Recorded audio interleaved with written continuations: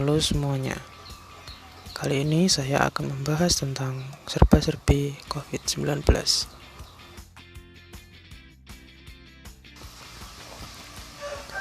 Lebih dari 3 bulan ini, kehidupan banyak orang berubah drastis. Penyebabnya tidak lain adalah coronavirus jenis baru, yakni Coronavirus Disease 2019 atau sering disingkat COVID-19. Dimulai dari kota Wuhan, provinsi Hubei, China, banyak yang mengeluhkan gejala infeksi saluran pernafasan dari ringan hingga berat di akhir tahun 2019.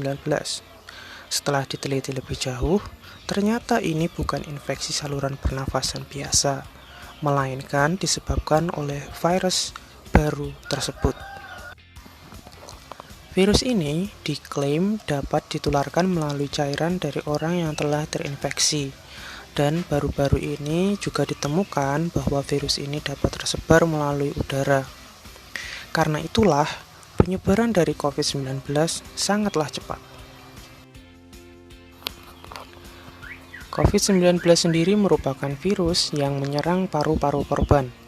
Dalam beberapa kasus, ketika dilakukan rongsen pada orang yang terinfeksi virus ini, didapati flek pada paru-paru mereka.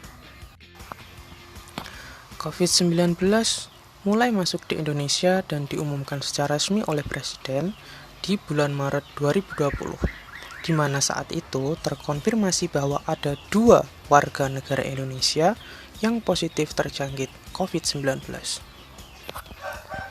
Indonesia sendiri merupakan negara kesekian yang terpapar virus ini setelah di negara-negara lain terdampak lebih dahulu.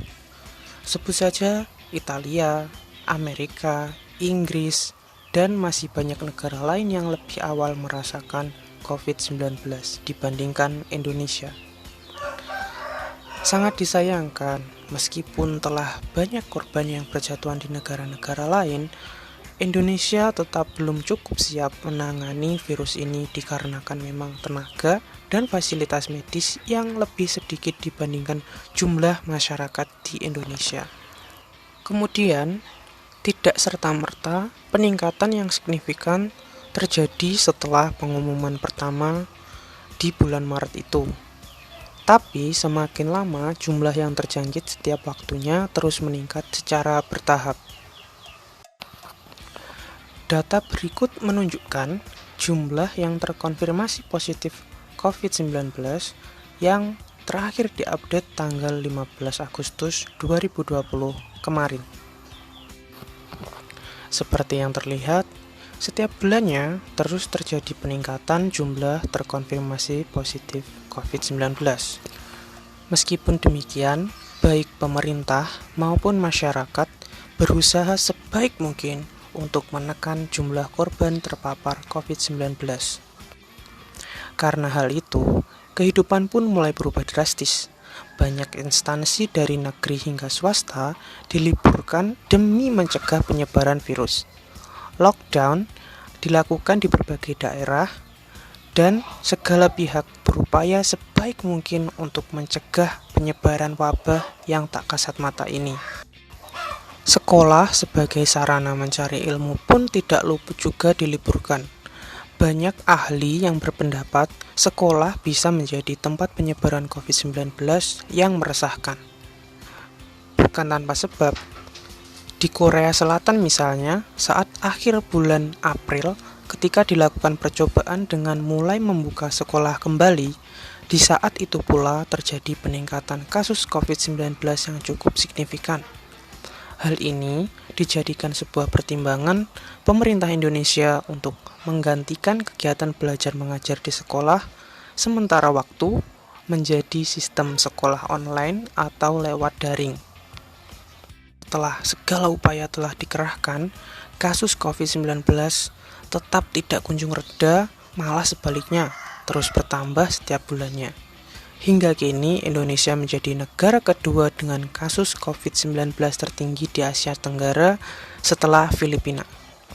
Terlansir dari www.covid19.go.id, Per tanggal 15 Agustus 2020, jumlah terkonfirmasi total yakni 137.468 orang dengan pasien sembuh 91.321 orang dan meninggal 6.071 orang. Hal ini tidak terlepas dari masih banyak masyarakat yang enggan mematuhi protokol kesehatan yang telah ditetapkan oleh pemerintah dengan berbagai alasan. Maka dari itu, mari disiplin dalam mematuhi protokol kesehatan yang ada. Pakai masker saat di luar rumah, jaga jarak lebih kurang 1 meter saat di keramaian, cuci tangan pakai sabun setelah ataupun sebelum melakukan sesuatu, atau bisa juga dengan membawa hand sanitizer saat keluar rumah. Gunakan siku saat menekan tombol lift atau membuka pintu di tempat umum. Kemudian usai bepergian atau dari manapun, setibanya di rumah langsung mandi dan ganti pakaian.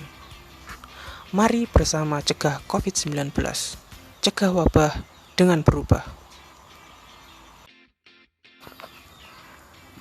Ya, itu tadi serba-serbi COVID-19. Semoga dapat bermanfaat. Sampai jumpa di lain kesempatan. Terima kasih.